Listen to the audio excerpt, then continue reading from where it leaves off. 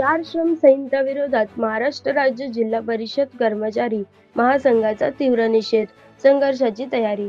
केंद्र सरकारने 21 नोव्हेंबर 2025 रोजी श्रम संहितांची अधिसूचना काढताच देशभरातील कामगारांमध्ये असंतोषाची लाट उसळली आहे. महाराष्ट्र राज्य जिल्हा परिषद कर्मचारी महासंघाने या निर्णयाला मेहनतकऱ्यांवरील अन्यायकारक आणि अलोकतांत्रिक हल्ला असे संबोधत कडक निषेध नोंदवला आहे.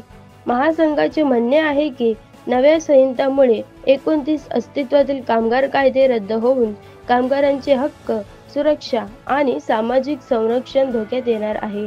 हे कायदे नियोक्त्यांना अनुकूल आणि कामगार विरोधी असल्याचे स्पष्ट करत महासंघाने केंद्र सरकारवर कामगारांच्या मागण्या व चेतावणीकडे कायम दुर्लक्ष केल्याचा आरोप केला आहे.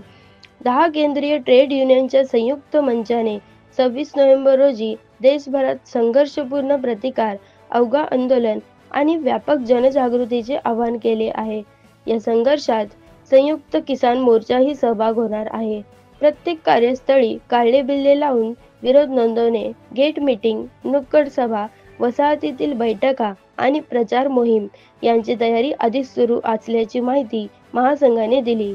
श्रम संहितामुळे कामगारांना गुलामगिरीसारखी परिस्थिती येण्याची भीती व्यक्त करत महासंघाने केंद्र सरकारला कडक इशारा दिला आहे. ही संहिता रद्द होईपर्यंत लढा थांबणार नाही.